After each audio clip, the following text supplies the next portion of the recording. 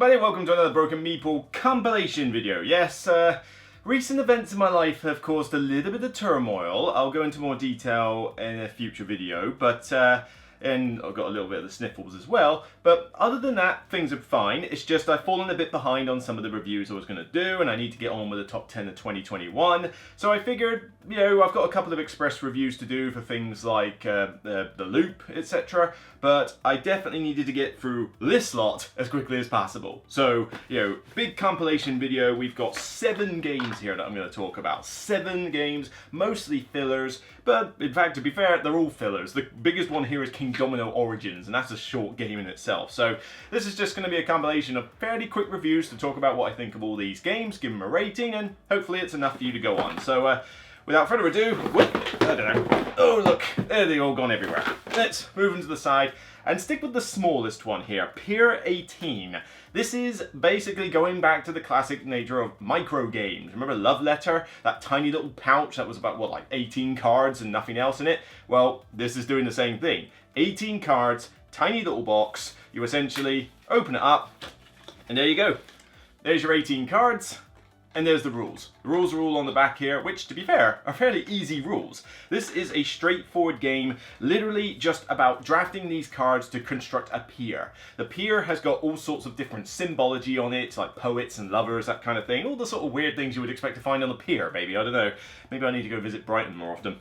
But the idea is that you essentially draft, you know, each of your cards that you start with will have a scoring condition for the end of the game. But mainly, you essentially have the pier in front of you, and then you'll put a certain amount face up for other players, and each one of you will draft one. So I'll think, okay, I'll draft this one. You extend your pier by overlapping certain cards. So think Hokkaido, Honshu, that type of thing. You know, that's that classic thing of overlaying cards. Sprawlopolis, I think, does something similar.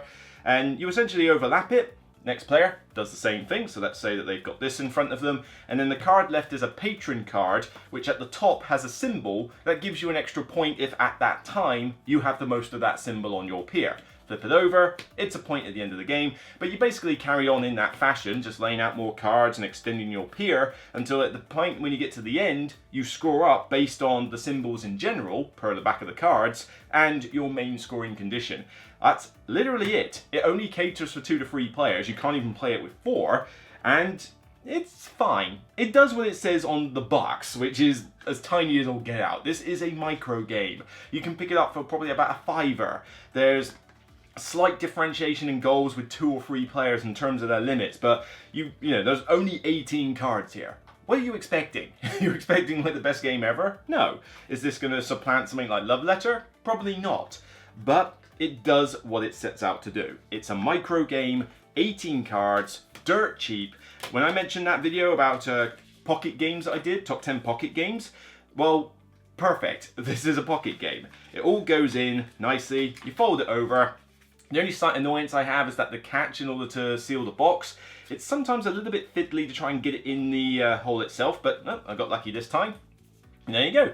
Cheap, cheerful, little micro game. You know, you're able to see what your opponents are doing. You can think, oh, if I take that card, that's good, but then I'm left with this patron card, therefore I need to have that many symbols on my thing.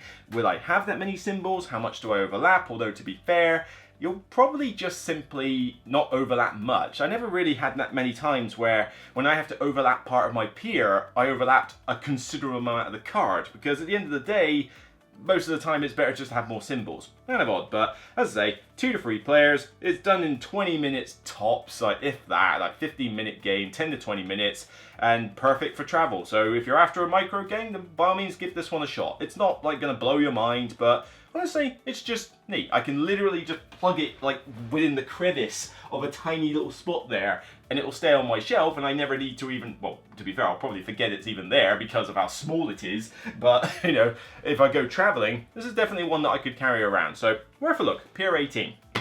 Right, Next up, let's move on to Arcane Wonders, and we're going to look at a game. This is not a new one. This is one that's been out for a while. In fact, they even brought out a piggy version of it recently, as a piggy artwork version. This is the original Air, Land and Sea. I think Tom Bassel reviewed it on the channel a little while ago.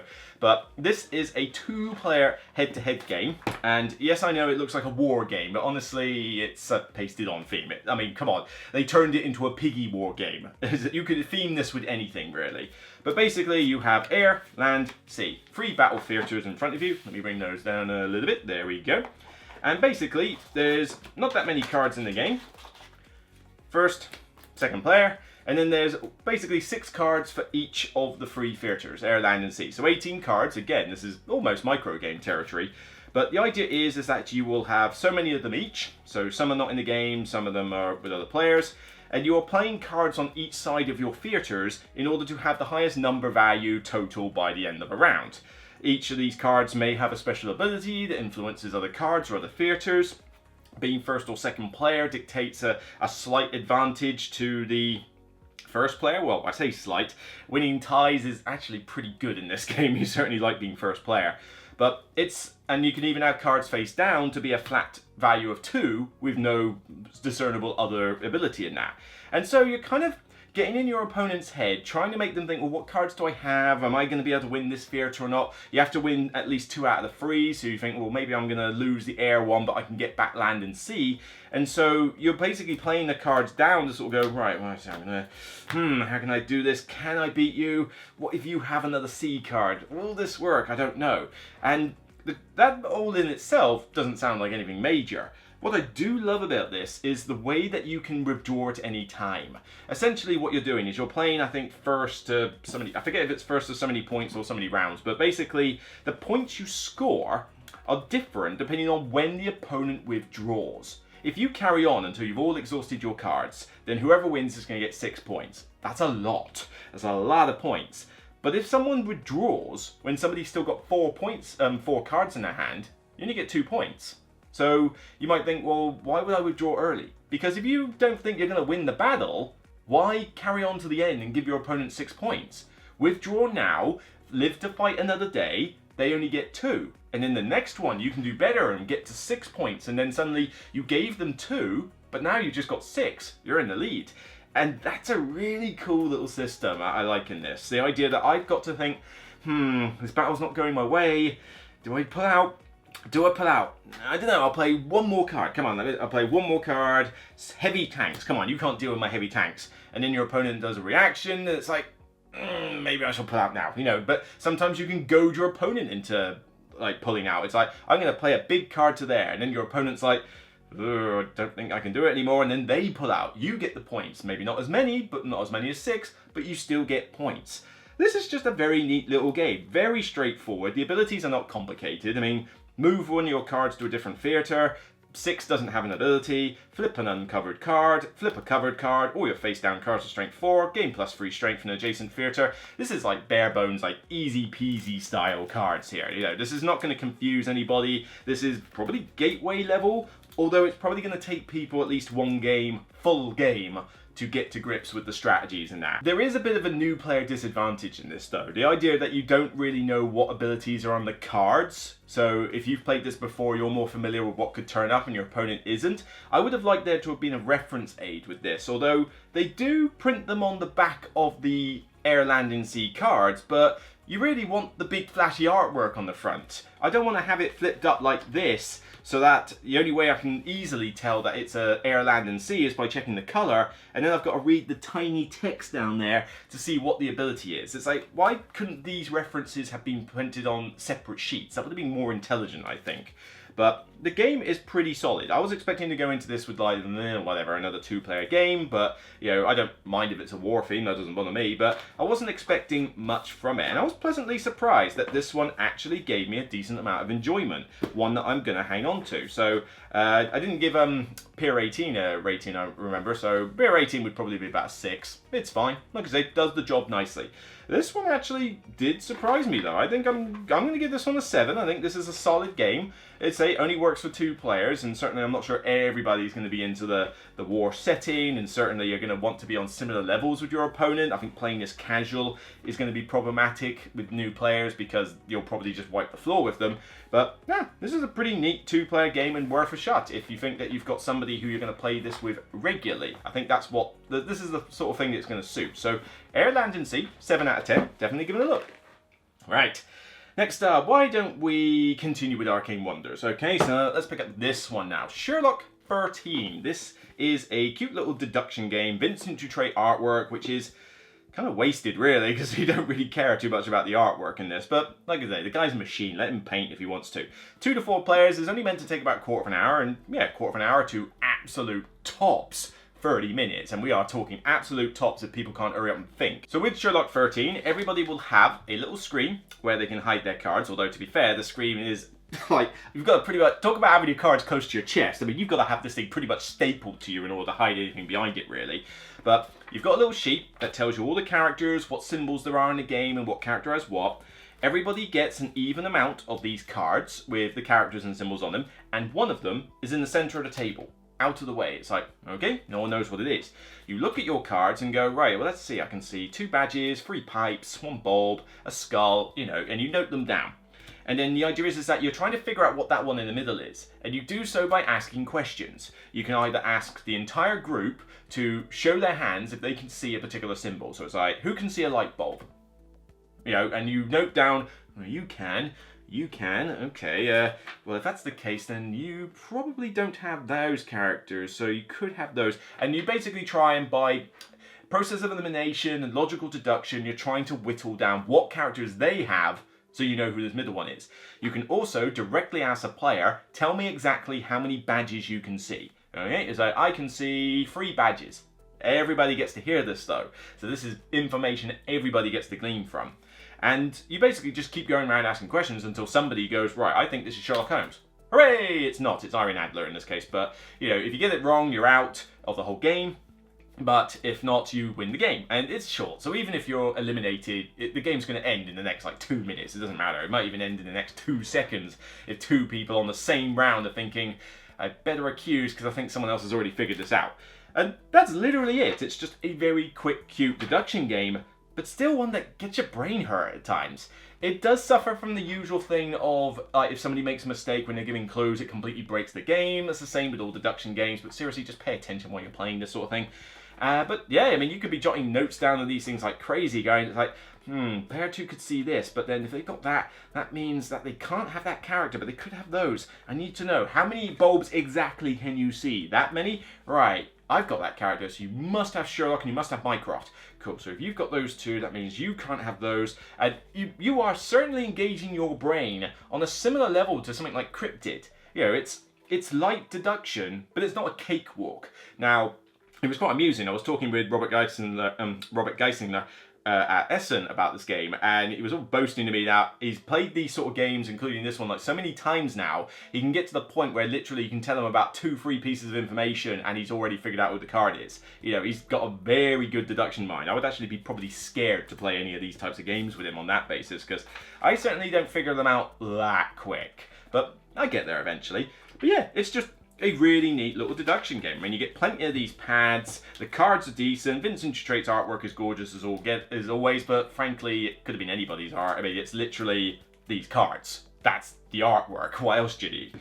Rules are straightforward. The only thing I don't like are these screens. I mean, the screens are nice artwork on them, but they're too small. I mean, look at this. That is so titchy. I mean, you know, just to illustrate here, let's say I'm trying to put my sheet down there. I have to put the thing literally touching the sheet, and it's still, that's the best it can do.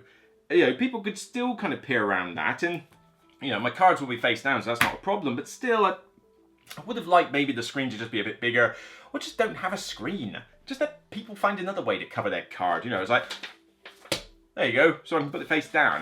How hard could that be? It just feels like it's a wasted component, but as I say, it's better than having nothing, and it does at least have the 3 different actions that you can do, so that's not necessarily a bad thing. But yeah, this is a solid little game. You know, I like deduction games. This is another one that I'm going to hang on to because it's a good little filler. You know, it's not like a love letter filler where you don't really have to engage your brain that much. Here, you have to engage your brain, but I don't have to spend 2 hours playing this like with something like Sleuth, and even games like Search for Planet X and a couple of the other ones, you know, which are longer games. This one is literally 15 minutes, 15-20 minutes, and I'm done with the game. Again, not pocket size, but definitely stocking stuffer size, definitely does the job. It's another little solid one from Arcane Wonders, so I'm going to hang on to this one. I've already been playing it a little bit recently, just to say, oh, we got 15 minutes, fancy a deduction game, and cool. It's just that, yeah, there's not many deduction filler games, you know, 15-minute, 20-minute deduction games. There's not a huge amount of them, or at least not a huge amount that I would put my stock behind. This one I would. So, Sherlock Art Team, give it a bash. Whew, righty. Let's have a look. 1, 2, 3. Let's save the biggest for last. Let's pop that over there next to my Street Masters box. Street Masters, I have it finally. But right, back to the plot. All right, let's check out Three Little Wolves. Three Little Wolves. So we're going to move on to Taiwan Board Game Design now as a publisher for the next 2 ones. Three Little Wolves, got it at Essen, very tiny little, again, filler game. Been playing it a fair bit recently, and this is kind of like a flip side of the Three Little Pigs. You know, it's years have passed, and now it's like the pigs are in charge and the wolves aren't. But frankly, the theme could be anything. I mean, it's just a cutesy theme for the purposes of art, which is, like I say, it's nice little like Asian cutesy artwork, a bit like what a lot of their games have. It kind of reminds me a little bit of the Sashi and Sashi stuff, but not quite. It's not the same person. And you know, this little filler card game doesn't have much in it. You've got a slightly pointless moustache token, which is literally just there for 2 players. But you are playing this essentially 2 to 4 players, straightforward, few tokens, and a rulebook, and a deck of cards. The idea is that these cards have all the different floors of buildings on them in 3 different colours: yellow, blue, and yellow, green, and red, and white for wild, basically. And they've got numbers on them, along with a couple of other effects. And what you're trying to do is build 3 buildings, a yellow, a green, and a red in front of you. And as you play a building, you essentially overlap the one previously. So if I put this one down here, wrong way up, then as long as the numbers are going in ascending order, I can put the next one on top and make it slightly taller.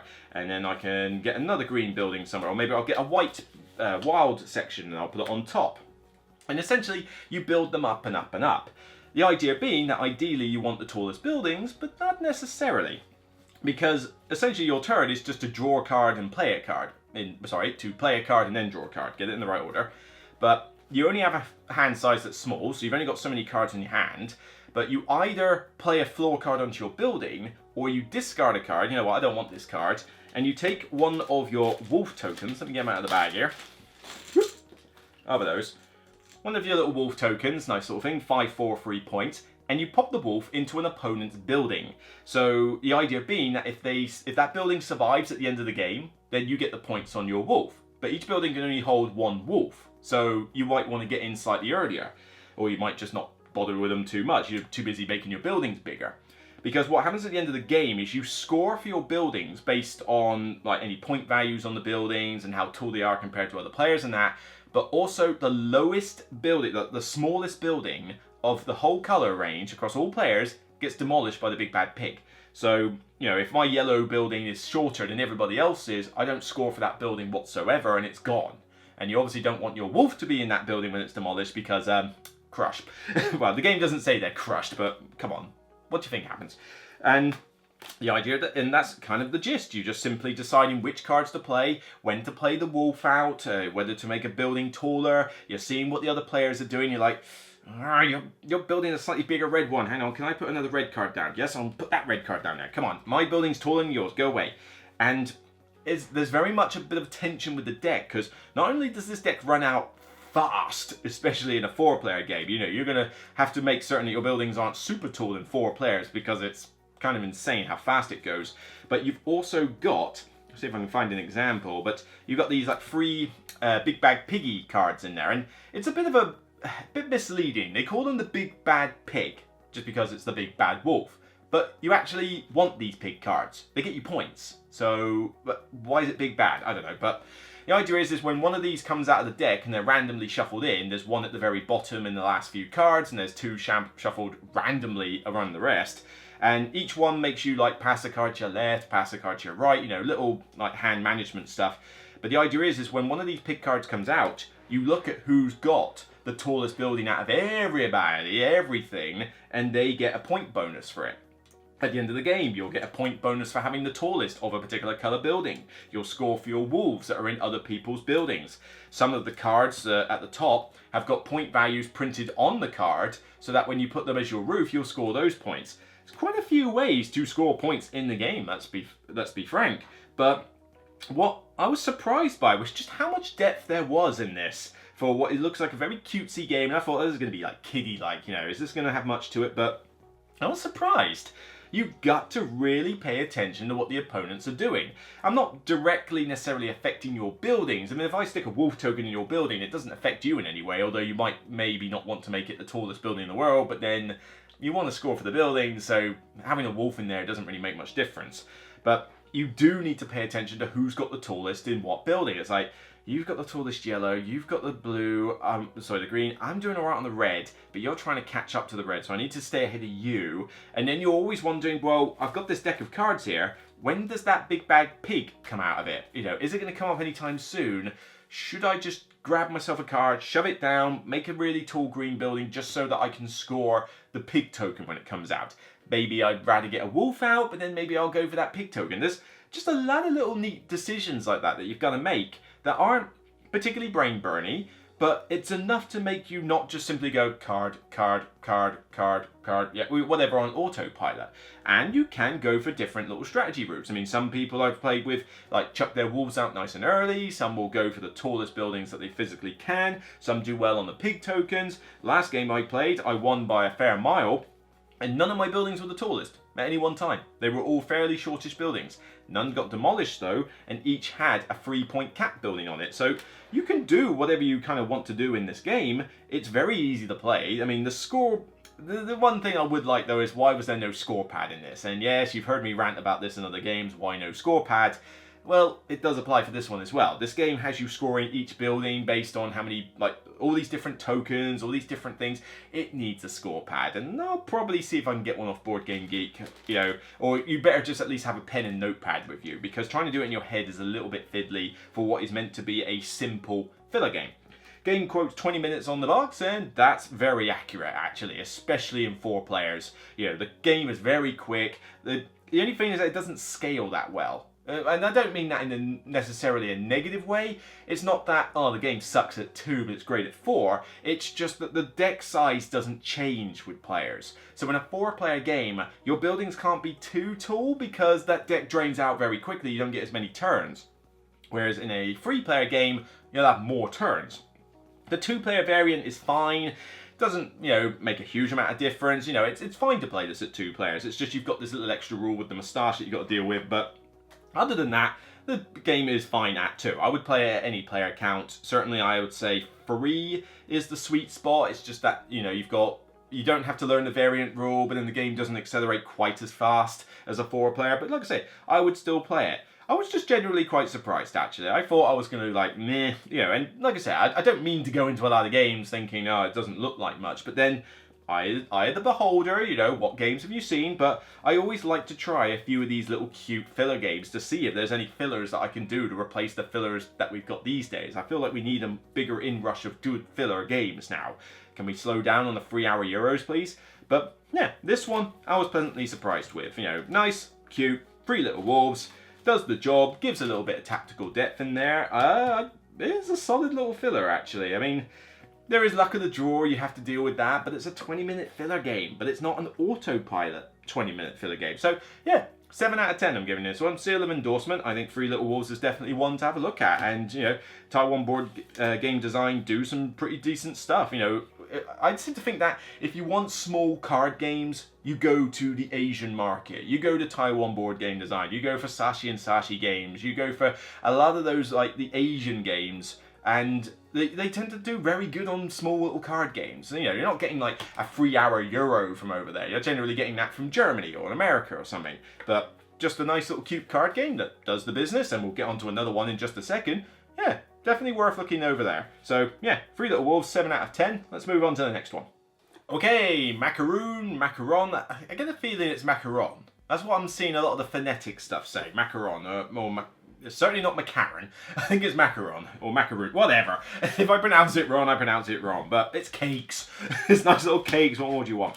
This is a trick-taking game, and you know me, I'm sort of going on a bit on the trick-taking front here. I've even got Brian Boro in the other room that I've got to review, and that one, you know, is a trick-taking game as well. But this one is another cute trick-taking game from Taiwan Board Game Design, and you have these different cards of different suits. So you've got like the different macaron flavors, basically. You've got pistachio flavor, chocolate, green tea.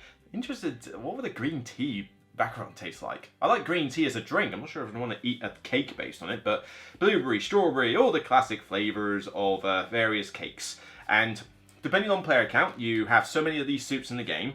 You've got a little scoreboard here that you can play on normal or advanced side. So, you know, there's normal side. You've each got some player pieces, you know, nice chunky wooden pieces to mark everything. In fact, I dare say they're a little bit too big in a sense. I mean, this giant cube is meant to mark off how many things you've got on this board. The cube pretty much dwarfs the entire icon and anything else. They could have maybe made these a tiny bit smaller, but well, no big deal. And you've got some bidding tokens should you need them with more players. But the idea of this is that you've got these boards, A, B, C, and D, and these basically dictate the different suits that you can have. So you just list them out, A, B, C, and if you're playing with the right player count, D. And what you will have is that one of them will be like a trump suit, like the royal suit. So, you know, C might be my trump suit. So any green tea or I forget what flavour that is, blackberry or what is that one actually? That is Earl Grey. Ugh, Earl Grey.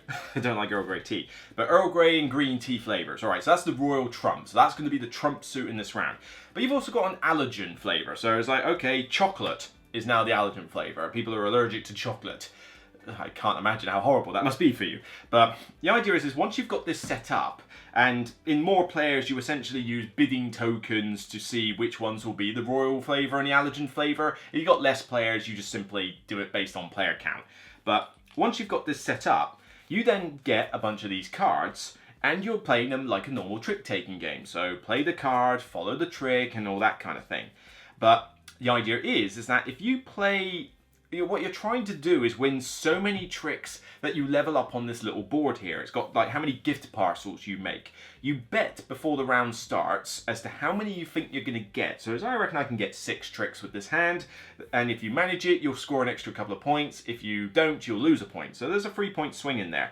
But you'll also score points for just getting a ton of tricks anyway. There's a couple of little abilities like the ones. If you win with a 1 trick, one card, sorry, you get 3 parcels rather than 1, and if you win with a 2 card, it doesn't count as an allergen card. But the idea is that the royal acts like a trump. So, you know, if it's there, it's going to trump whatever it is, and therefore that will win the trick.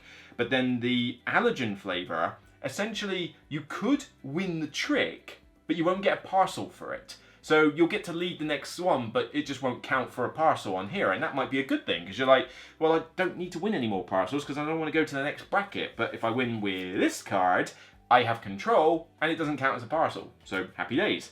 And that's kind of the gist. You play multiple rounds of this until somebody hits 22 points, or whatever the point limit is. And I think it's 20 points, and it just for some reason adds an extra 2 on. But you are basically playing multiple rounds of this where the different suits will become royal and allergen at different times. And you get the cards, it scales by player, so if you want to play a solo game, you play against a little AI, which is actually not a bad system actually. It simulates a player quite well. Like it tries to empty out certain suits first, or it tries to empty out their trump cards first, and stuff that a player would normally do. But you'll only play with so many suits in a 3-player game compared to a 4-player game compared to a 5-player game. In terms of learning it, it's not too difficult to learn, but I'm in 2 minds about the rulebook. The rulebook is relatively straightforward, and there's not a huge amount of rules in here. It is pretty text heavy though, but what they do is kind of interesting. In rulebooks, normally you get like a coloured section that says variant for 2 players. Well here, it goes the next level. It basically continuously, throughout the book, has bullet points with the little square brackets saying 2v2, yes you can play this in a 2v2 mode, solo, 2p, 3p, 4p, 2v2, 5p, is that, well 4p plus. And it will list this out all through the book. So literally, I am literally just looking at the prepare Macaron cards and remove unused cards from the game of setup, right? So that's it. Solo 2p, use these ones. 3p, add this one. 4p plus, use all 7 flavors. Think that for every rule in this game. It constantly is throwing these square brackets out for the player counts, and in some ways, I kind of like that better than if it was to do it in separate sections, like going, well, hang on, I need to find the specific bit 3 pages later to find the 3-player version. No, I kind of like the fact that if I was to learn this straight from the rulebook, and I was just teaching people, and I thought, well, I've got 3 of us here, okay, so I've got to read just the 3 bit. You can ignore everything that doesn't have the 3-player bracket before it, and that kind of makes this better to learn from new perspectives. Might make it a little bit fiddly to learn if you're just trying to like go back it as a reference guide or like a memory jogger. It's like, how do you do this again? Oh, where's the 3-player bit? But from scratch, I found this quite handy. And certainly if you're going to get this and only play it solo, you can just read the solo bits, of which there's considerably more rules for solo and 4-player plus, because solo you've got the whole AI system to deal with, and 4 plus you've got the whole bidding token system to deal with selecting the suits.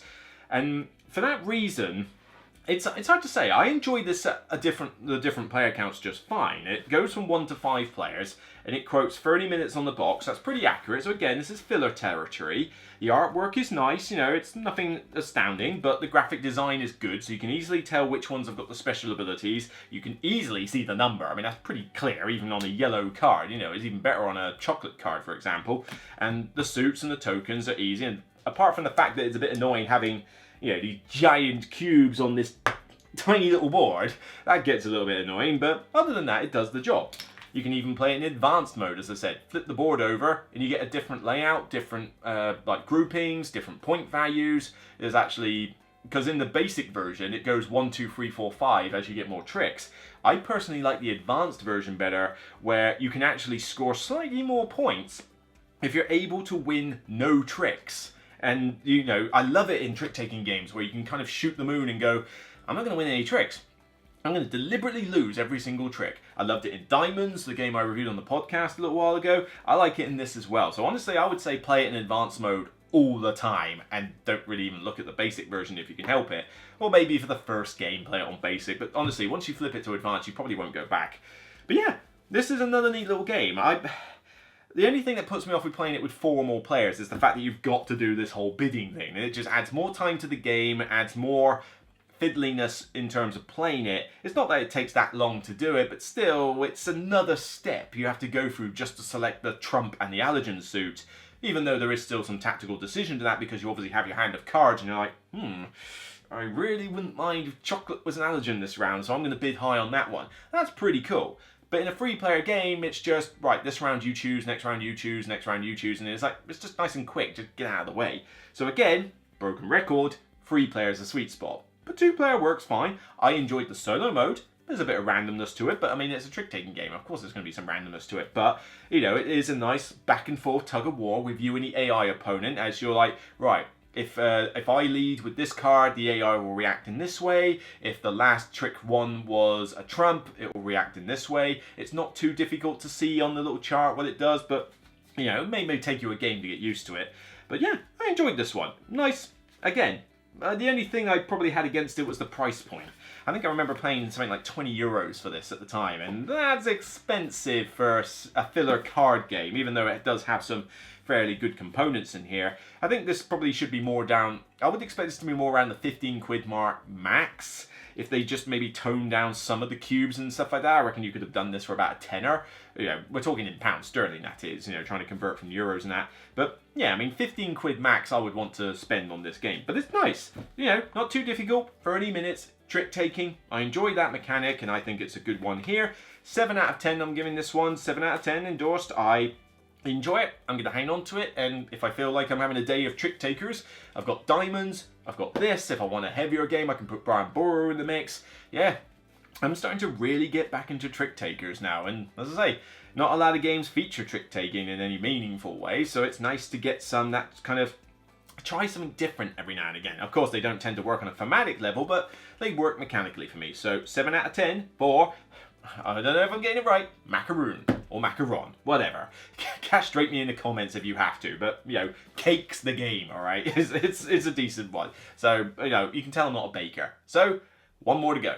And finally, we move on to Kingdomino Origins. Now, this one, I got this for free. I got this at Essen from Blue Orange Games. Bruno Cafala, 25-minute 2 to 4 player filler. Now, my experience with the Kingdomino series has not been the best. I played Kingdomino at a previous Essen. Someone taught me at 2-player, and I thought, okay, it's fine, but it just felt kind of boring. It's like, whoopee, I'm just playing cutesy dominoes. It's like stupidly simple. I get that it's a perfect family game.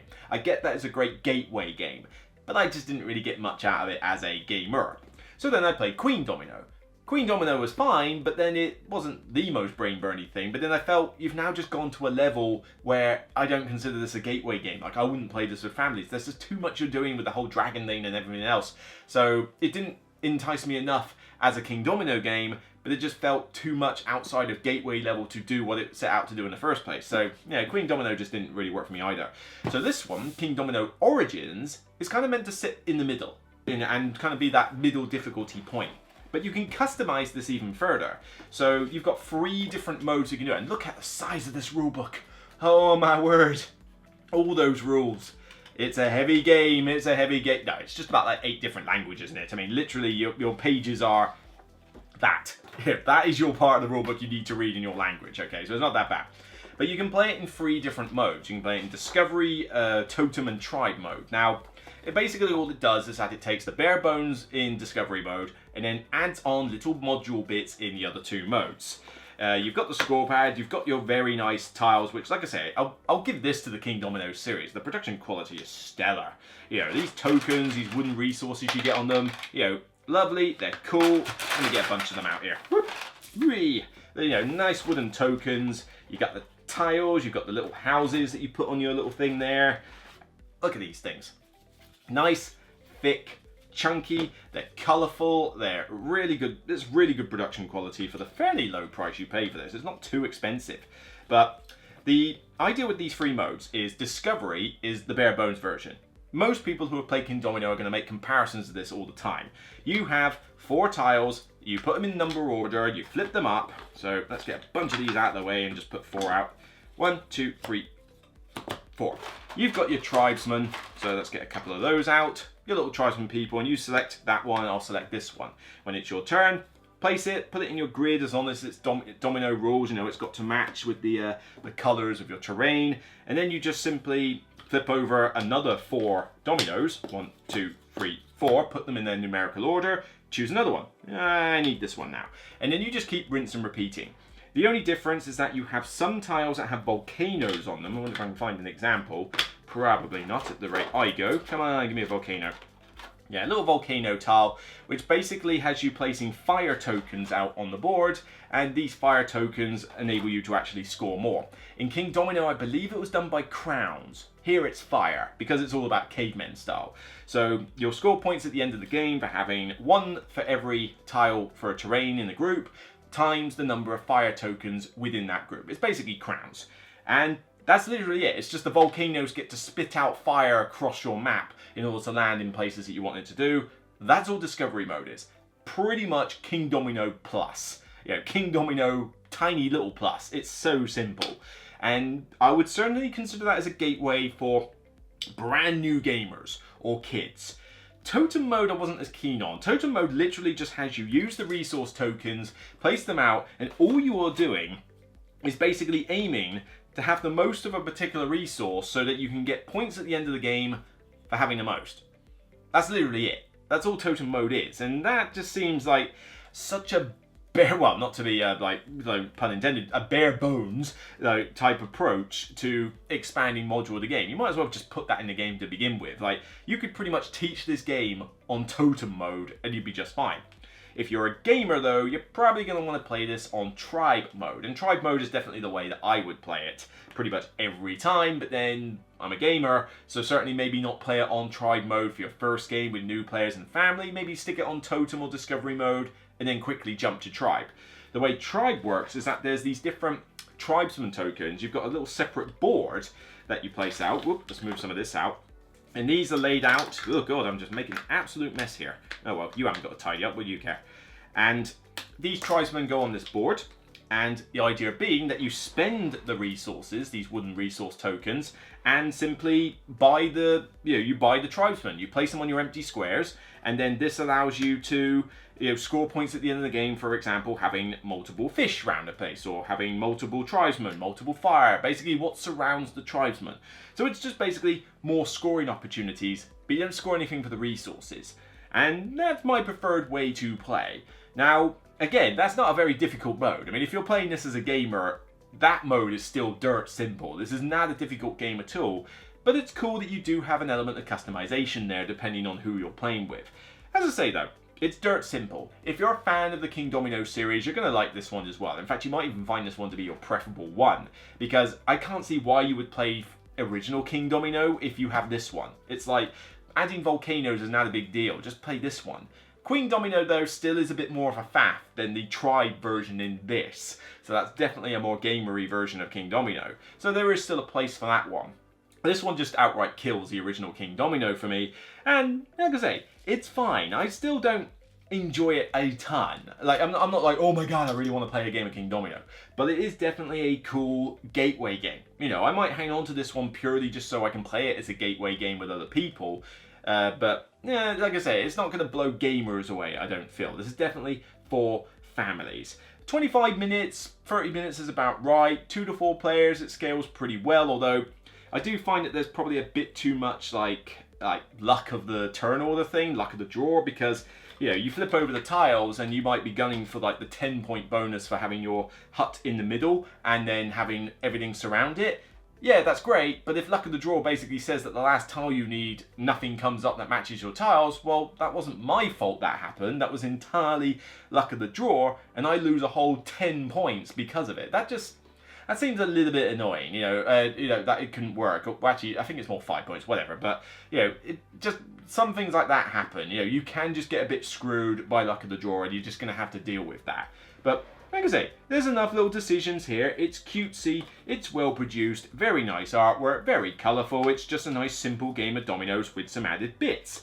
So, like I say, I like it. I don't think it's amazing. You kind of see everything in one game. It's not like you're going to see much variety in this.